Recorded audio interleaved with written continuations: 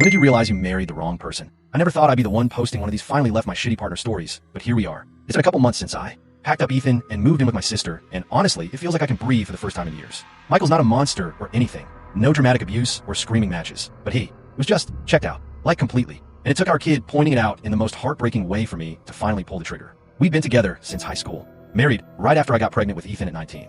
I was working retail back then, pulling doubles to make ends meet while Michael bounced between odd jobs, construction gigs, delivery driving, whatever paid quick. The first time he cheated was about 3 years in. I found texts from some girl he'd met at a bar, nothing super graphic, but enough to know he'd crossed the line. He swore it was a one-off, blamed the stress of money being tight. And yeah, I forgave him because Ethan was just a toddler and I didn't want to blow up his world over my dumbass husband's mistake. Fast forward 2 years and it happened again. This time it was with a co-worker, someone he carpooled with. I walked in on them at our apartment. Her lipstick on his shirt, the whole cliche. He cried, begged, said he'd get help, but the help was just him downloading some app for a week and then ghosting the counselor. I stuck around because shit, what else was I gonna do? I had no family nearby except my sister an hour away, and Ethan's all I had that felt solid. So I shoved the hurt down deep, focused on being the stable parent, and told myself it was for the kid.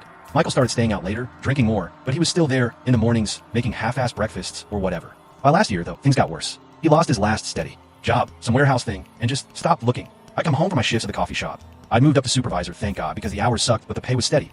And he'd be on the couch with a beer, scrolling TikTok. Ethan was 4 by then, full of energy, always asking for stories or to play trucks. I'd handle bedtime, homework, help even though he wasn't in school yet, all of it. Michael would nod along like, yeah, I got this tomorrow, but tomorrow never came. I started working afternoons to close, 2:30 p.m. starts, home around 10 or 11 at night. It was killing me, but it bumped my tips, and we needed the cash for rent and Ethan's preschool fees. I'd leave notes. Please feed him dinner at 5, bath by 7, no screens after 8. Michael would text, back thumbs up emojis, but I get home to Ethan wide awake, hyped on whatever junk food Michael had microwaved and the living room trashed. Then one night, it hit different. Ide just gute Nissan. Tucked in, and he grabs my hand, all serious like he's got some big secret. Mommy, he says, can I always go to work with you? Daddy just sleeps, and sometimes I get hungry and can't reach the bread. I froze. He said it so casual like it was normal, but my stomach dropped. Our kitchen counter's low enough, he could grab apples or yogurt if he tried, but the bread's on a higher shelf.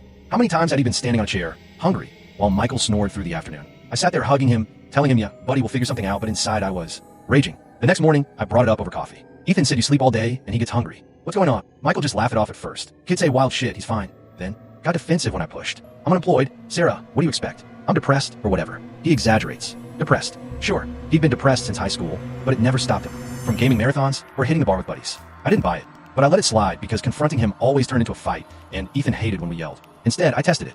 The next day, my usual 2:30 shift, I woke him up around noon, shook his shoulder gently. Hey, I'm heading out soon. Ethan's up. Can you keep an eye on him? Make sure he eats lunch. He mumbled. Something rolled over, but I figured okay, maybe today he'd step up. I grabbed Ethan, told him we were having a special mommy work adventure, and snuck out early. Dropped him to the shop's back. Room with crayons and snacks. My boss was cool about it once in a while. Crickets all afternoon. No texts, no calls.